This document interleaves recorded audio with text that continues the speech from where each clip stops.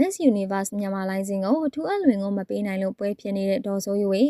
ပရိသတ်များအလုံးပဲမင်္ဂလာပါရှင်ဒေါ်စိုးယူဝေကတော့မြန်မာနိုင်ငံမှာ Miss Universe လိုင်းစင်ကိုပထမဆုံးယူခဲ့တဲ့ National Director ဖြစ်ပါတယ် Miss Universe မြန်မာနဲ့ဒေါ်စိုးယူဝေနဲ့ကမခွဲတူဖြစ်ခဲ့ပါတယ်ကြားထဲမှာလိုင်းစင်လိုချင်လို့လာယူကြတဲ့သူတွေရှိပေမဲ့ဒေါ်စိုးယူဝေကဖိမပေးခဲ့ပါဘူးဒေါ်စိုးယူဝေကမိုးစဝိုင်းကစားလို့မြန်မာအလားမဲအနေနဲ့ Miss Universe ပွဲကိုပို့ပေးခဲ့ပါတယ်သူကန်ခဲ့တဲ့တခြားမှာ Best National Costume က2ဆုရရှိထားကသူစားဝင်လွင်က Top 21ဝင်ထားပါတယ်။ကျန်တဲ့အလာမယ်တွေကတော့တခါမှတော့ဝင်ခြင်းမရှိခဲ့ပါဘူး။ရွေးလိုက်တိုင်းလွဲချော်သွားရတဲ့ဒေါ်စိုးယူဝေကိုတချို့ကလည်းမကြိုက်ကြပါဘူး။အခုတော့ Miss Universe မြန်မာလိုင်းစင်ကအပြောင်းလဲရှိလာခဲ့ပါပြီ။ Miss Universe 2025ပွဲကိုကျင်းပပြီးနောက်တရက်မှာပဲတူအန်လွင်ဘက်ကနေသူက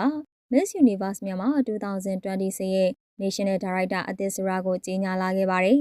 ။ထူအန်လွင်ကဒေါ်စိုးရီဝေမဖဲပေးခဲ့တဲ့နေရာကိုယူလိုက်ပြီးမှအံ့အားသင့်ခဲ့ကြပါတယ်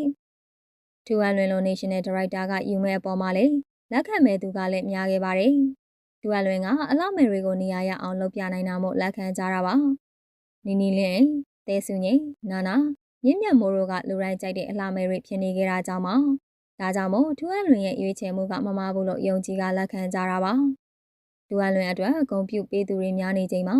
ဒေါ်စိုးယူဝေကိုဘိုင်းမိုင်ဆိုပြီးနှမျောတတမရှိနှုတ်ဆက်ကြပါတယ်။အခုလုံးနှုတ်ဆက်ကြတာကိုဒေါ်စိုးယူဝေကလည်းဒေါ်သားထွက်လာဟန်ရှိပါတယ်။သူကလည်း Miss Universe မြန်မာရဲ့ National Director ဖြစ်နေတော့မှလို့ကြေညာလာခဲ့တာပါ။လက်ရှိအချိန်ထိသူပိုင်ဆိုင်သေးတဲ့ license ဖြစ်ကြောင်းအသိပေးရင် Miss Universe ဘက်ကတာဝန်ရှိသူတွေကဒီကိစ္စအပေါ်မဆုံးဖြတ်ရသေးဘူးလို့ပြောလာခဲ့ပါတယ်။တာဝန်ရှိသူတွေကမဆုံးဖြတ်ရသေးသလိုအတိမပြုရသေးတာမို့အမှန်မဟုတ်ဘူးလို့ပြောလာခဲ့တာပါ။သတင်းအမှားသာဖြစ်တယ်လို့ဒေါ်စိုးယူဝေကတော့ထူအန်လွင်ကိုအာမနာပဲကြေညာလိုက်ပါတယ်။အခုလိုကြေညာလိုက်တဲ့အပေါ်မှာလူအများကတော့ဒေါ်စိုးယူဝေကလက်မခံနိုင်ဖြစ်နေတာလို့သာထင်ကြတာပါ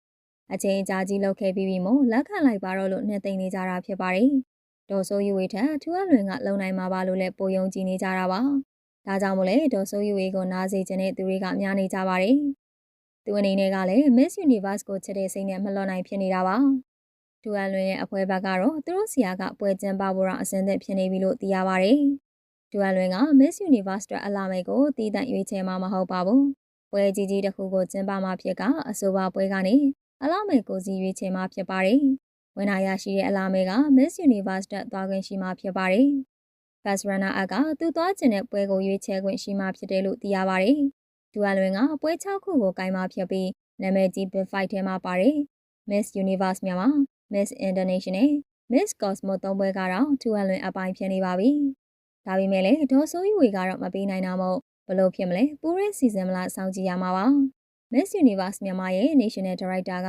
ထူအန်လွင်နဲ့တင်ဒေါ်လာဒေါ်စိုးယူဝေနဲ့တင်ဒေါ်လာဆိုတာပြောပြပေးခဲ့ကြပါအောင်ရှင်။ကြည့်ရှုအားပေးခဲ့ကြ